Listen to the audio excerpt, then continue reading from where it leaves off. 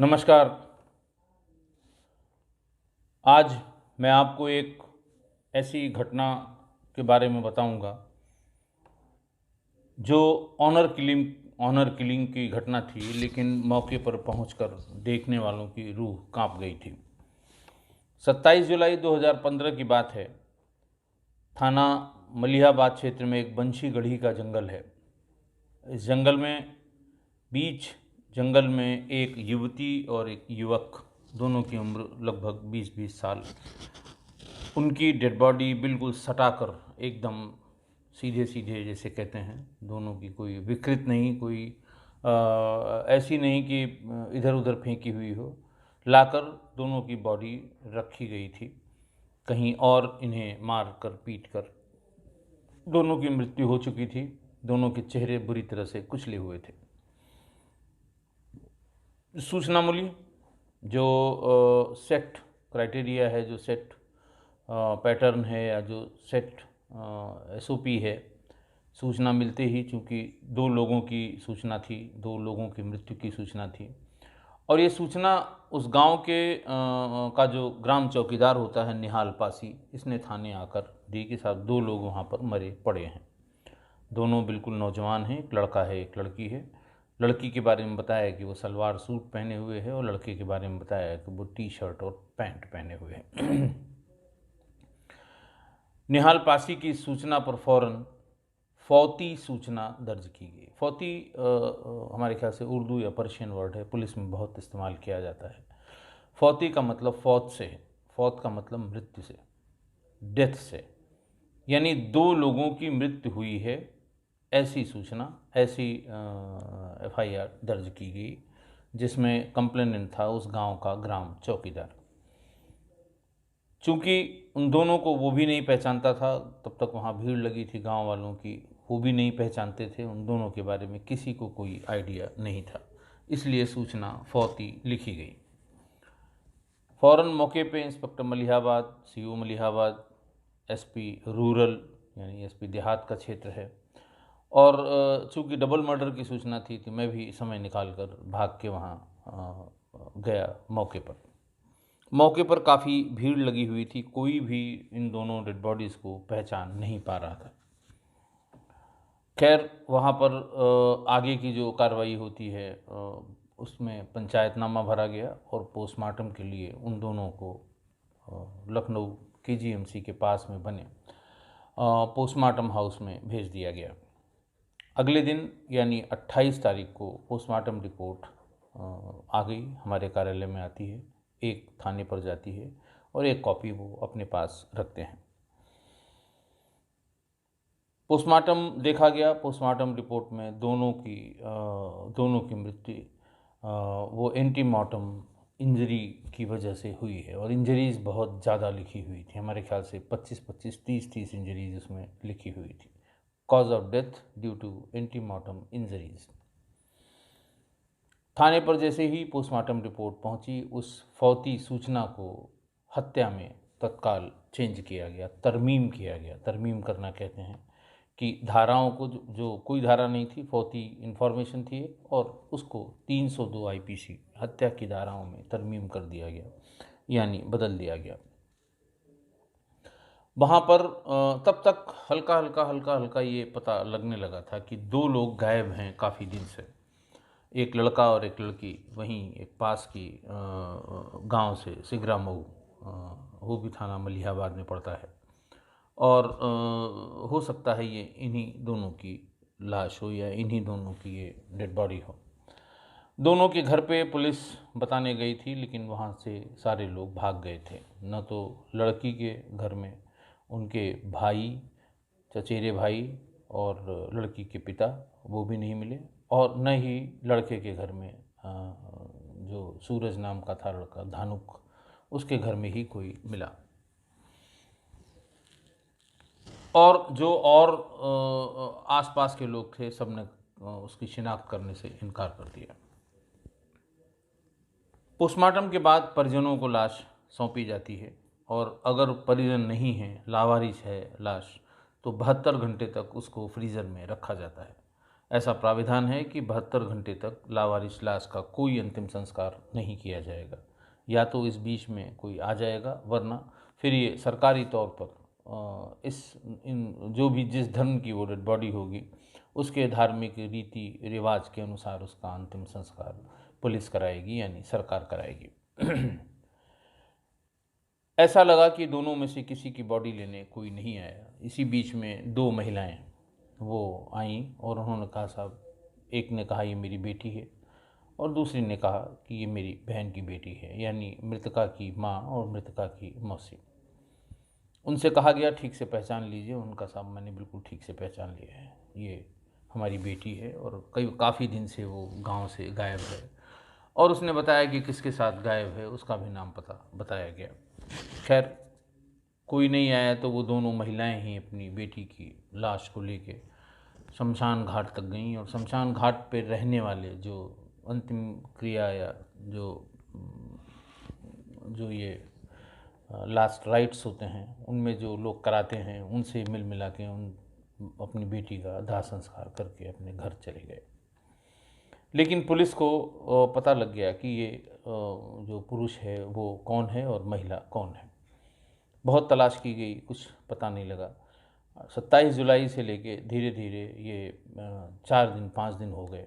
फिर इनके mobile phone में कॉल रिकॉर्ड, उस समय बहुत जिसको कहते हैं कि चलन था, मुखबिरों पर बहुत भरोसा नहीं था और मोबाइल फ़ोन या कॉल रिकॉर्ड या मोबाइल लोकेशन पर पुलिस को बहुत भरोसा इसलिए था कि 90% केसेस इन्हीं कॉल रिकॉर्ड से खुल रहे थे उस ज़माने में, जब उतनी चालाकी नहीं हुई थी कि क्राइम करने के पहले मोबाइल फ़ोन को छोड़ दिया जाए या फिर दूसरे के नाम से बिल्कुल नया सिम और नया सेट लेके क्राइम किया जाए और फिर उसे डिस्पोज ऑफ कर दिया जाए।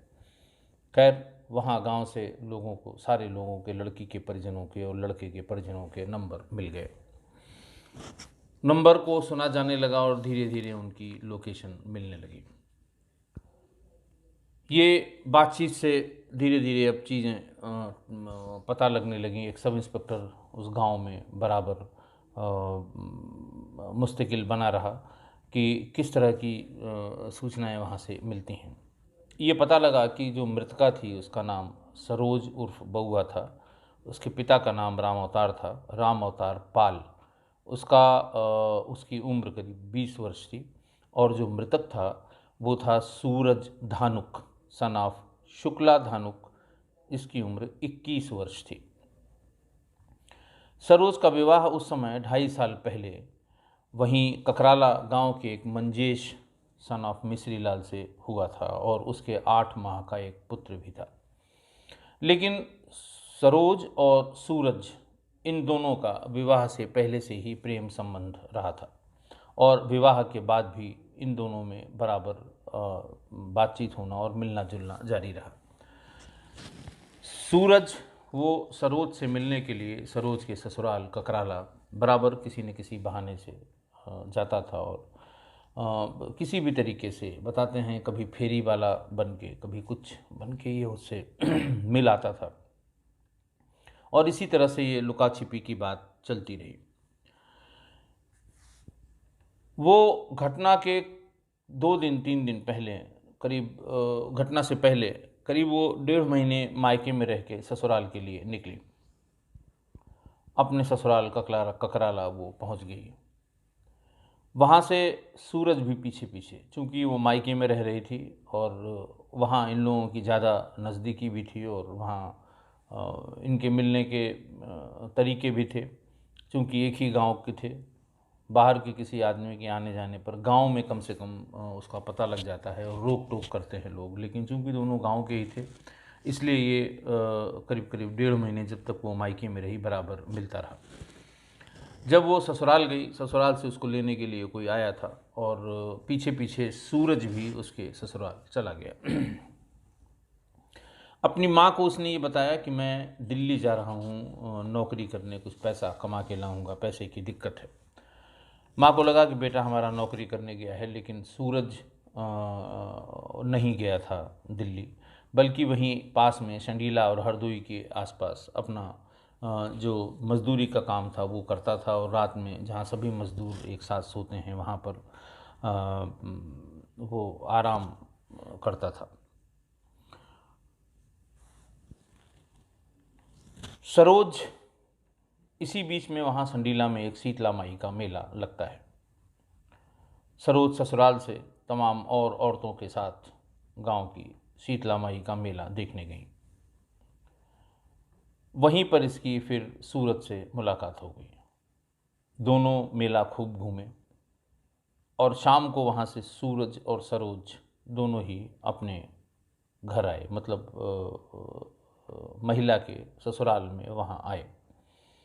पीछे पीछे सूरज भी आ रहा था और थोड़ी देर वहाँ पे रहे चुपचाप। पति उसका था नहीं, चुपचाप अपने कपड़े एक बैग में रखे और ये दोनों वहाँ से निकल गए। वहाँ से जाने के बाद शाम को हल्ला हुआ कि सब कहीं चले गए। वहाँ पूछा गया मायके में, वहाँ भी नहीं पहुँचे थे। तो थक हार कर इसके पति, सरोज के पति मंजेश ने मलिहाबाद थाने में एक नॉन कॉग्निजेबल रिपोर्ट, जिसे NCR कहते हैं, दर्ज कराई कि इस तरह से वो अचानक घर से चली गई है और ये सामान घर का ले गई है। दोनों वहाँ से भाग के लखनऊ आ गए और लखनऊ में वो रहने लगे, जहाँ पर लखनऊ डेवलपमेंट अथॉरिटी की बहुत ढेर सारी बिना बसी हुई कॉलोनीज़ हैं। वहाँ पर तमाम मज़दूर रहा करते हैं।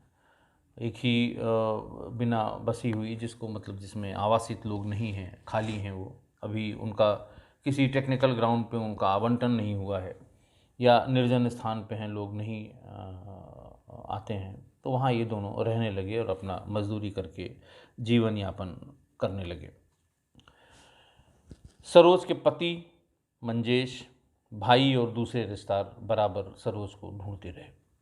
गांव में उनकी बहुत बदनामी हो रही थी, क्योंकि दोनों अलग अलग जाति से। सूरज धानुक जाति का था और सरोज यानी महिला पाल जाति की थी। ये ढूंढते ढूंढते सूरज के घर पहुंचे। सूरज के घर पे ताला लगा था और आसपास के लोगों ने बताया कि सूरज की माँ अपने मैके थावर चली गई है। ये लोग वहाँ से निकले और थावर पहुँचे। थावर में उसने सूरज की माँ से पूछा कि कहाँ है सूरज। सूरज की माँ ने कहा कि वो दिल्ली गया है, कमाने गया है, और मुझे नहीं पता कि दिल्ली में वो कहाँ कमाता है। इन लोगों ने उसका मोबाइल नंबर या और कोई संपर्क जिसके यहाँ गया हो वो जानने की कोशिश की, लेकिन सूरज की माँ को कुछ नहीं पता था, इसलिए उसने कुछ भी नहीं बताया। मंजेश का चचेरा भाई राकेश, चचेरा चाचा राकेश, ये अपने ककराली अपने ससुराल आए।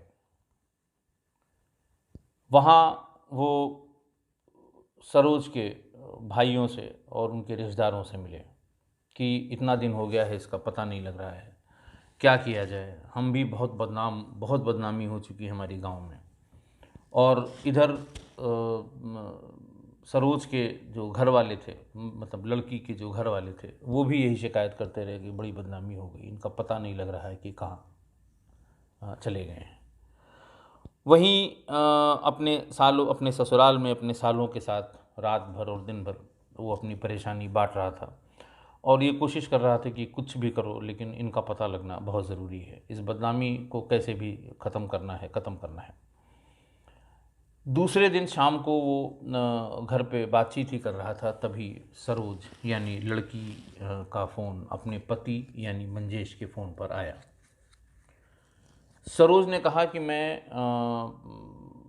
पहुंच रही हूं दुबग्गा से संडीला और तुम वहीं आ जाओ और मुझे अपने साथ घर पे ले चलो, मुझे बच्चे की बहुत याद आ रही है। इसने कहा अच्छा ठीक है, मैं पूछ के बताता हूँ। इसने ये नहीं बताया हम कहाँ पर हैं। और फिर उसके भाई दिनेश शुक्ला से उसने ये कहा कि देखो भाई, तिवारी और दिनेश से कहा कि देखो मैं तो अपने घर उसे ले नहीं जाऊंगा, तुम्हारी बहन है, तुम अगर चाहो तो उसने ऐसा ऐसा बताया है, चले जाओ अपनी बहन को ले आओ। हमें कोई आपत्ति नहीं होगी। उसने आने के लिए कहा है, ये भी कहा है कि अब मैं तुम्हारे घर रहूँगी, लेकिन अब मैं किसी कीमत पर उसे घर नहीं ला सकता, क्योंकि मेरी पहले ही बहुत बदनामी हो चुकी है। और वो जो जात बिरादरी का अंतर है वो जीने नहीं दे रहा है, और हम सब यही ताना देते हैं कि इसकी बीवी फलां के साथ भाग गई। सरोज के भाइयों ने कहा कि देखो, ले तो मैं भी नहीं आऊँगा, यहाँ ले आने का कोई मतलब नहीं है। वो इतने दिन से तुम्हारे यहाँ से भी चली गई, हमारे यहाँ से चली गई, भाग गई है, और हम किसी भी कीमत पे उसको वापस नहीं लाएंगे। काफ़ी देर तक ये लोग आपस में मंथन करते रहे। फिर मंजेश, उसका चचेरा चाचा राकेश, सरोज के दोनों भाई, सरोज का एक चचेरा भाई हिन्ना, इन सब लोगों ने कहा कि इस मौके का फ़ायदा उठाइए और अपने सिर पे जो ये बदनामी के दाग लगे हुए हैं, इसको इसी मौके पर हम लोग ख़त्म कर लेते हैं। इन्होंने ये डिसाइड किया कि मंजेश, आप फ़ोन किया और ये बताया कि ठीक है, हम आ रहे हैं और हम तुमको ले चलेंगे। हुआ भी यही। लड़की के पति मंजेश, उनके चचेरे चाचा, लड़की के दोनों भाई, लड़की का एक चचेरा भाई, ये कुल 5 लोग 3 मोटरसाइकिलों से वहाँ से चले।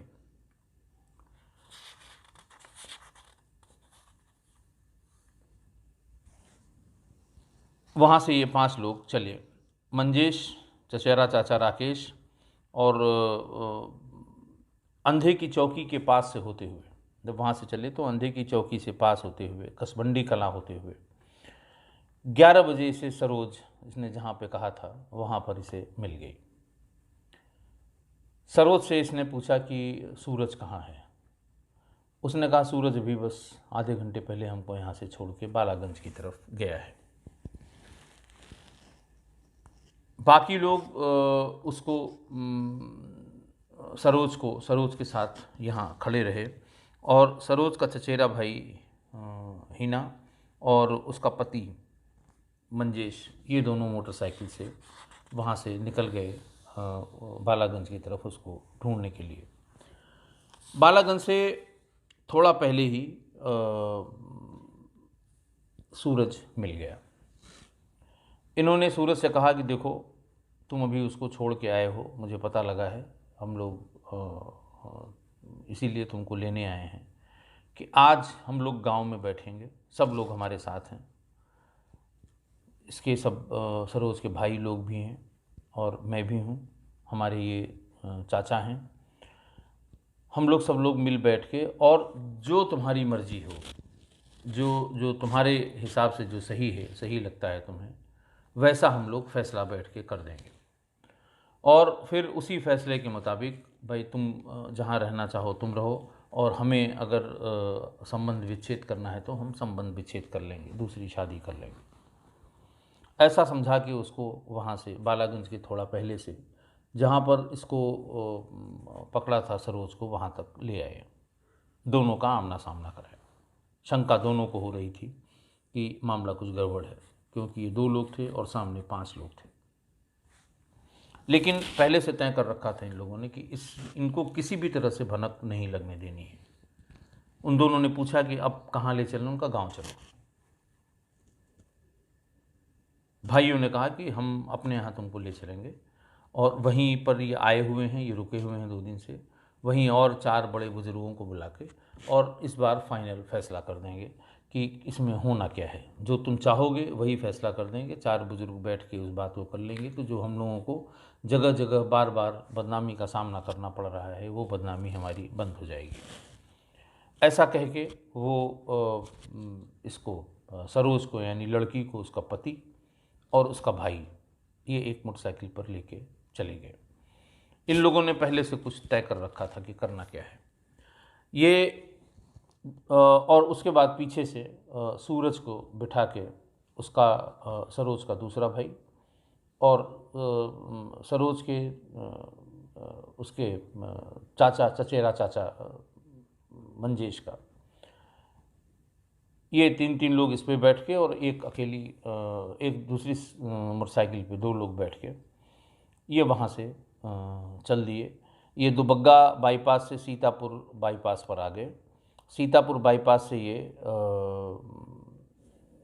माल रोड की तरफ मुड़े।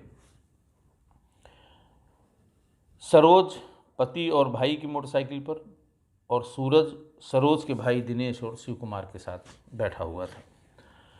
सीतापुर बाईपास से माल जाने वाली सड़क पर इसे ले गए और जब एकदम सुनसान हो गया तो अचानक दोनों ने अलग अलग, दोनों के बीच की दूरी यानी जो लड़की को साथ में लिए हुए थे उसके पति और भाई, और जो लड़के को साथ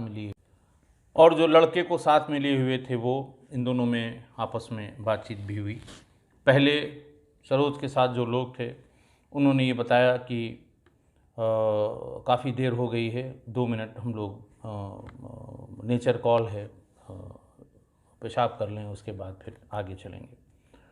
गाड़ी को एक पेड़ की आड़ में खड़ा किया और लपक कर सरोज के गले में जो दुपट्टा था उससे मंजेश और इसके भाई दिनेश शुक्ला ने, सरोज के भाई ने उसके गले में लगे हुए दुपट्टे को खींच के उसके गले को कस दिया।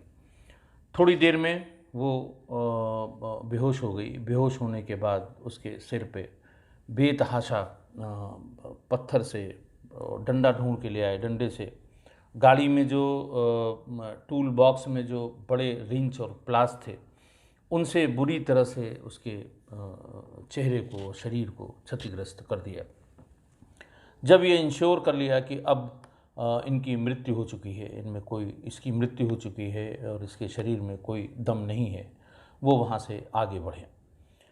करीब 150-200 मीटर आगे जाके वहाँ पर जो सूरज को लेकर खड़े हुए थे 3 लोग, वो भी उससे बातचीत कर रहे थे। इनके आते ही ये उस पर, सूरज पर झपट पड़े।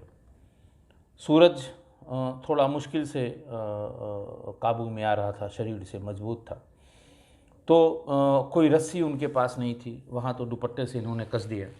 तो 2 लोगों ने अपनी शर्ट डाली, दोनों भाई, पति, दोनों भाई और चचेरे भाई ने दुपट्टे से गला कसकर बेहोश कर दिया और उसे डंडों से और लाठियों से, इनसे सबसे मारने पीटने लगे। बुरी तरह से मारने के बाद इस बीच में ना कोई गाड़ी आई, न कोई व्यक्ति आया। करीब करीब रात के 12 बज रहे थे। उसके बाद फिर दोनों पीछे जाकर और उसके पास जाकर बार बार उन्होंने ये जानने की कोशिश की कि इनमें कोई जान तो नहीं बची है। जब ये इंश्योर कर लिया कि दोनों की मृत्यु हो गई है तो फिर उन्होंने कहा कि अलग अलग इनको रखना ठीक नहीं है, ये साथ जिएंगे साथ मरेंगे वाले हैं। ये बहुत देर से कह रहे थे कि हम साथ जिएंगे साथ मरेंगे, तो जी भी साथ लिए और साथ ही मर भी गए। इनको एक साथ रखना ज़रूरी है। एक जगह वहाँ पर उन्होंने खरपतवार के बीच में थोड़ी सी साफ़ की और उसको घसीटते हुए सूरज को सरोज की बॉडी के पास तक ले आए और दोनों को ठीक अगल बगल में लिटा के, और फिर वहाँ से ये लोग मोटरसाइकिलों से गए। सबके शरीर में खून लगा हुआ था। आगे जाके इन्होंने अपने वो खून से सने हुए कपड़े फेंक दिए और जिस शर्ट से इन लोगों ने गला उसका कसा था वो शर्ट भी वहीं छूट गई। क्योंकि इस तरह के अननोन केसेस में यही सब छोटे छोटे एविडेंस हैं जो ट्रायल में प्रोसिक्यूशन को यानी पुलिस को मजबूती प्रदान करते हैं। आप जानते हैं कि इस तरह में जब ऑनर किलिंग होती है तो कोई गवाही देने को तैयार नहीं होता, चाहे लड़की वाला हो चाहे लड़के वाला हो, दोनों ही डिसओन करते हैं अपने अपनी लोगों को। फिर ये वहाँ गए, वहाँ से इन्होंने